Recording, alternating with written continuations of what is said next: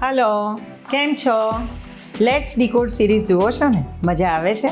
જાણવાનું મળે છે? તો ચોક્કસથી કોમેન્ટમાં લખજો હા. અને તમારે શેના વિશે જાણવું છે એ પણ મને કહેજો, તો એના વિશે આપણે વાત કરીશું. આજે આપણે વાત કરવાના છીએ ચિયા સીડ્સ અને બેઝિલ સીડ્સ અથવા તો સબ્જા સીડ્સ. યસ, ઘણા બધા લોકો મને પૂછતા હોય છે કે મેમ આ બેમાંથી કયા સીડ્સ ખાવા જોઈએ, કોણે ખાવા જોઈએ, કેવી રીતે ખાવા જોઈએ, તો એના વિશેની આજે આપણે વાત કરીશું.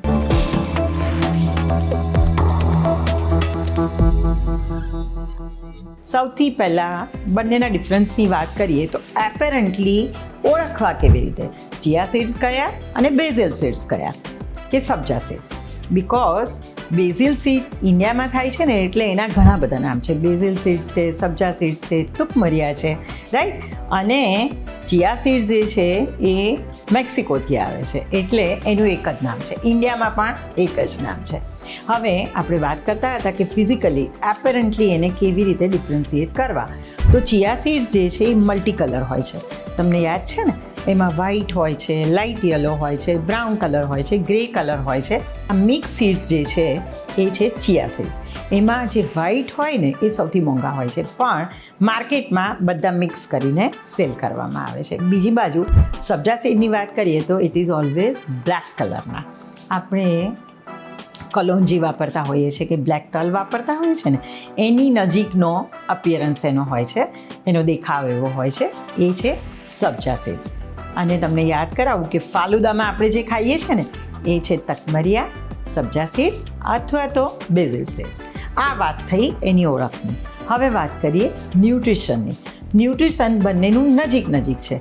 એ બંનેને આપણે ભાઈ બહેન પણ કહી શકીએ. પણ કોઈક વસ્તુ ચિયા સીડ્સમાં વધારે છે, કોઈક વસ્તુ સબ્જા સીડ્સમાં વધારે છે. સૌથી પહેલાં વાત કરીએ ગુડ ફેટ, ઓમેગા 3, તો એ ચિયા સીડ્સમાં વધારે છે. પ્રોટીન તો થોડા પ્રમાણમાં ચિયા સીડ્સમાં વધારે છે. આયર્ન અને કેલ્શિયમ તો થોડા પ્રમાણમાં સબ્જા સીડ્સમાં વધારે છે. બંનેમાં ફાઇબર કન્ટેન્ટ તો છે જ, બંનેના ફાયદા પણ છે. હવે વાત કરીએ એના ઉપયોગની. ચિયા સીડ્સ જે છે એને તમે સોક કરીને અથવા તો સોક કર્યા વગર બંને રીતે વાપરી શકો છો. જેમ કે સૂપ, સેલેડ, સ્મૂધી, બધી રેસિપીમાં તમે જોતા હશો કે શેફ લોકો જે હોય છે એ બધામાં સ્પ્રિંકલ કરે છે, that is chia seeds. Yes, sabja સીડ્સને આ રીતે તમે કાચા ના વાપરી શકો. તમે ચાવીને ખાશો તો તરત જ તમને એક થોડોક બીટર કહેવાય એવો ટેસ્ટ એની અંદર આવશે. અને એને હંમેશા સોક કરીને પલાળીને જ વાપરવા પડે. ચિયા સીડ્સને પણ પલાળીને વાપરવા જોઈએ, પણ એને કાચા પણ વાપરી શકાય છે. હવે પલાળવાની વાત કરીએ તો આપણે જોઈએ કે બંને સીડ્સને એકસાથે પલાળીશું તો 5 મિનિટમાં સબ્જા સીડ્સ જે છે ફૂલી જશે અને લગભગ વોલ્યુમમાં 3 ગણા થઈ જશે.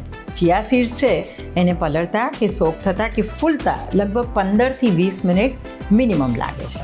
ઉપયોગની વાત કરીએ તો કોણે કયા સીડ્સનો ઉપયોગ કરવો જોઈએ, તો સૌથી પહેલાં તો વાત આવે છે, ઘણા બધા લોકો એમ કહે છે કે મેમ ચિયા સીડ્સ તો બહુ મોંઘા છે, બેઝિલ સીડ્સ સસ્તા છે, તો એ ચાલે? હા ચાલે, બંનેનો ફાયદો તો છે જ, પણ પર્ટિક્યુલર પર્પઝ માટે તમે વાપરતા હોય તો પર્ટિક્યુલર સીડ્સ વાપરવા જોઈએ. દાખલા તરીકે મેં તમને કહ્યું કે ચિયા સીડ્સમાં ઓમેગા 3 વધારે છે, તો ઓમેગા 3 ફેટી એસિડ અથવા તો ગુડ ફેટના સબસ્ટિટ્યૂટ તરીકે કે સપ્લિમેન્ટ તરીકે, નેચરલ સપ્લિમેન્ટ તરીકે તમારે વાપરવાનું હોય તો ચિયા સીડ્સ વાપરવા જોઈએ. અને એને તમે સ્મૂધી, સૂપ, સેલેડ કોઈ પણ જગ્યાએ રો સ્પ્રિંકલ કરો અથવા ઇવન ડિઝર્ટમાં પણ તમે વાપરી શકો છો. અને જો પેટમાં કુલિંગ માટે ફાલુદામાં જેમ હોય છે, સમર ડ્રિંક્સમાં હોય છે, ઇવન સિકંજીમાં, સત્તુમાં, લીંબુના શરબતમાં, કોકોનટ વોટરમાં, બધામાં એડ કરવામાં આવે છે એ છે સબ્જા સીડ્સ. મેઇનલી એનો ઉપયોગ સમરમાં વધારે થાય છે. તમને જો એસિડિટી હોય, કોન્સ્ટિપેશન હોય તો ઓલવેઝ સબ્જા સીડ્સ ઇઝ બેટર. પણ જો તમને કફ પ્રકૃતિ હોય, વારંવાર શરદી ખાંસી થતી હોય તો you should avoid sabja seed in winter season and monsoon season. સમરમાં ઓકે છે, જ્યારે ચિયા સીડ્સ તમે ઓલ 3 સિઝનમાં વાપરી શકો છો. ચિયા સીડ્સનો બીજો ઉપયોગ બેકિંગમાં પણ કરવામાં આવે છે. એટલે જ્યારે તમે કૂકીઝ બનાવો, બ્રેડ બનાવો, કેક બનાવો તો એની અંદર પણ તમે એડ કરી શકો છો. બંને સીડ્સમાં પ્રોટીન તો છે જ, સબ્જા સીડ્સમાં 1 સ્કૂપ એટલે કે 15 ગ્રામ જેટલું લઈએ ને તો એમાં 2 ગ્રામ પ્રોટીન છે અને ચિયા સીડ્સમાં 3 ગ્રામ પ્રોટીન છે.